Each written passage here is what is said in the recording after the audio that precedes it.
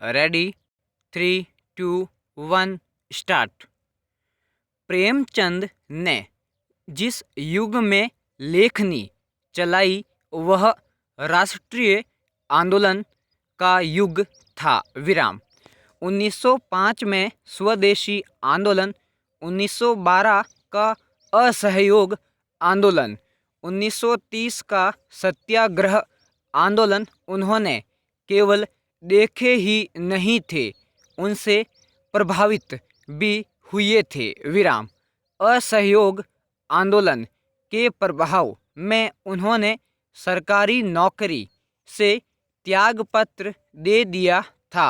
विराम। पैरा। कवि की दुनिया अपनी ही हुआ करती है। विराम। वह दूसरों की दुनिया से भिन्न होती है। विराम।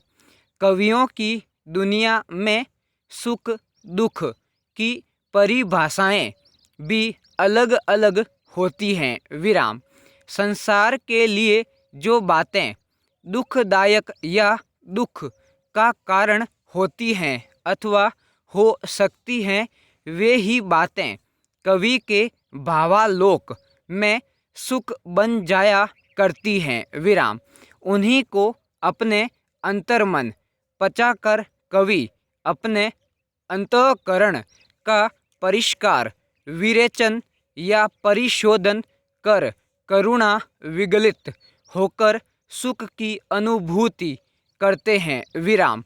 संसार के लोगों के लिए प्रत्यक्षतः धन, ऐश्वर्य, रूप, यौवन, विद्या, शक्ति और संसार की अन्य वस्तुओं का ही महत्व रहा है। विराम। सामान्य सांसारिक प्राणी इन्हीं को सब कुछ मानकर इन्हीं में अपने आप को विलीन कर देते हैं। विराम। पैरा।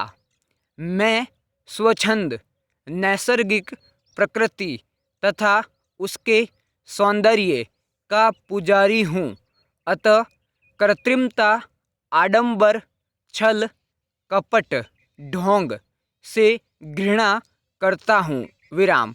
मैं चाहता हूँ कि मनुष्य सभ्यता के छद्म आवरणों से मुक्त होकर रहे, परस्पर सद्व्यवहार करे। विराम। सामान्यतः मनुष्य सुख में प्रसन्न होकर हंसता है, मुस्कुराता है, गीत गाता है और दुख में बरबस उसके नेत्रों से आंसू बहने लगते हैं, वह दीर्घ निश्वास होने लगता है। विराम। यह उसका स्वभाव है। विराम। क्रोध आने पर वह उस व्यक्ति या वस्तु को नष्ट कर देता है जो उसको कष्ट पहुंचाकर उसके मन में क्षोभ तथा क्रोध के भाव उत्पन्न करते हैं। विराम। यद्यपि भारतीय दर्शन शास्त्र, धार्मिक ग्रंथ, नीति की पुस्तकें एवं ऋषि मुनि सदा से उपदेश देते रहे हैं कि संयम, इंद्रिय निग्रह के मार्ग पर चलना चाहिए। सुख दुख, लाभ हानि, यश अपयश को समान मानकर प्रत्येक स्थिति में अपना मानसिक संतुलन बनाए रखना चाहिए और आवेग या आवेश में आकर कोई कार्य नहीं करना चाहिए। परंतु मेरा मत उनसे भिन्न है। विराम। मैं इंद्रिय निग्रह, इच्छाओं के दमन तथा अपने भावों को दबाने को न व्यक्ति के लिए और न समाज के लिए हितकर और स्वास्थ्यकर मानता हूँ। विराम। पैरा। हमारी परंपरागत सामाजिक व्यवस्था और पूंजीवादी आर्थिक व्यवस्था तो दलितों के कष्टों कारण है। विराम।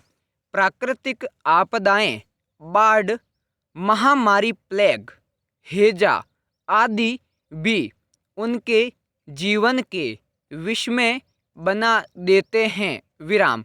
जबकि कोई व्यक्ति एक चीज को दूसरी चीज के सदृश कर दे और सदृश ऐसा है कि तद द्वारा किसी व्यक्ति को प्रवंचना हो सकती हो, तो जब तक कि तत्प्रतिकूल साबित न किया जाए, यह उपधारणा की जाएगी कि जो व्यक्ति एक चीज को दूसरी स्टॉप